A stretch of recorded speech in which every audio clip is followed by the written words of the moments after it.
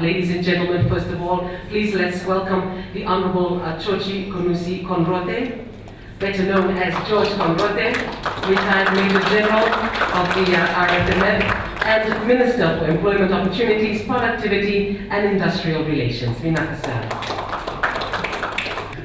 Lenora. Good, great Saturday morning to everybody. I hope you've all had a run this morning, be it to the beach or to the bathroom. So the sun has come out, it's a wonderful day, and that I hope will kick us off in the spirit of what we have for you this morning, in really what is every employer's every day in employment relations. And this morning I'd like to, on behalf of the Federation, welcome our guests out here, Major General Sir, and John Apted, and of course Nesbitt, who are part of the employers. Mr. Poltini, Mr. Hazelman, the members of the Secretariat, distinguished guests, ladies and gentlemen, Lenora, thank you very much for the welcome speech this morning, for those of us who are here to join you. Ladies and gentlemen, I'll be very brief. I've been told that I've given about 5 to 10 minutes. As the Minister for Employment, Productivity and Industrial Relations, I'm glad that yesterday and the day before, the night before, the Attorney General and Minister Koya were with you to answer your questions. I have no doubt that some of you will have a lot of questions after this. But as a Minister for Employment, Productivity and Industrial Relations, let me start very briefly by talking about employment. I have a mandate given to me when I assumed the appointment last year to try and reduce the unemployment rate for Fiji, which currently stands between 6 and 7%, if we can, to about 5% by the end of next year. As we speak, I have about 45,000 people registered with our National Employment Center who are unemployed and are looking for jobs. How are we going to address that? Part of the solution is, and thanks to the Australian and the New Zealand governments, with their recognized seasonal employment schemes, we have been able to tap onto their labor market, and as we speak, we've got the first group of workers who have come back from New Zealand. We had a pilot scheme that started about 6 months ago. From all accounts and reports, it would appear that they've done very well, and we're looking forward to the New Zealand government opening up the door more widely so we can send more people in the new year. Similarly, we signed an MOU with the Australians at the beginning of the year.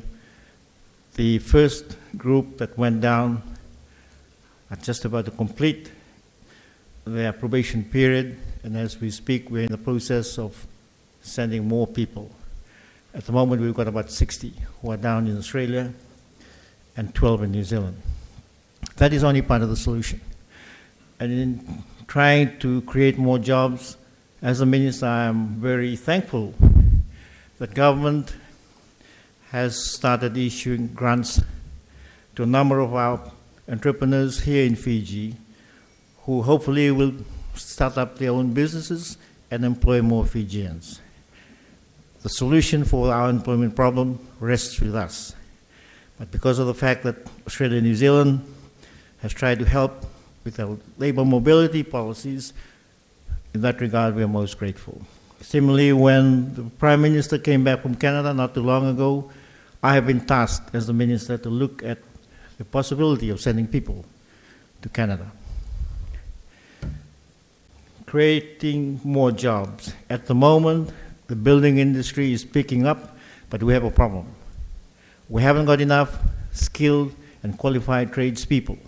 Hence, government's proposal to set up more technical colleges right throughout the country. As we speak, 3 have been set up, and government is looking at another 10 by next year. Talking about productivity. Good to see my good friend Kamlesh, who is in charge of the productivity department at FNU. We tried to create a good work environment, and in that we're trying to help from a social justice point of view in improving a lot of our workers.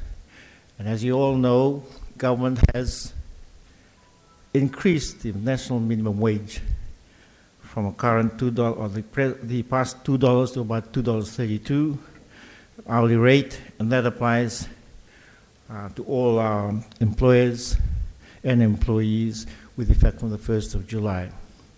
Similarly, we increased the minimum wage for the 10 informal sectoral groups, and that would affect about 100,000 workers throughout the country with their families.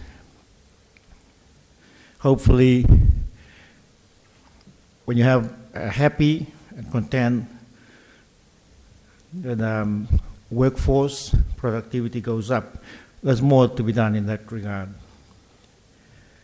Industrial relations, I'd like to speak briefly about industrial relations. Since the Employment Relations Promulgation 2007, I've been told, when I took over as the minister last year, that we managed to avoid and amicably settle some threats for people to go on strike, and to date, there was only one recorded strike in 2008. Not too long ago, there was a group of truck drivers in the mills in the West who had threatened to go on strike, but thankfully we had the issue resolved internally between them and the Fiji Sugar Mills FSC in Rarawai and Nadroga. As you may know, at the beginning of the year, and I'm glad that I've got my two tripartite partners here, Felix Anthony and Nesbitt, when we were in Geneva, we managed to sign a tripartite agreement that was signed in Geneva, and we managed to get some breathing space, because at the end of last year, the ILO sent a fact-finding mission to Fiji to have a look at how we do things. The report back to Geneva obligated us to come up with some sort of agreement. We managed to do that on the 25th of March, and we were expected to come back to the ILO in June with a joint progress report. We couldn't have that done, so we've been given another chance until November. And for your information, we've got about 2 weeks to work together and get a joint report submitted to Geneva before the ILO governing body meeting in November. Ladies and gentlemen, the bottom line is, if we don't satisfy the ILO and the governing body, there's a likelihood of an imposition of a commission of inquiry being slapped against Fiji.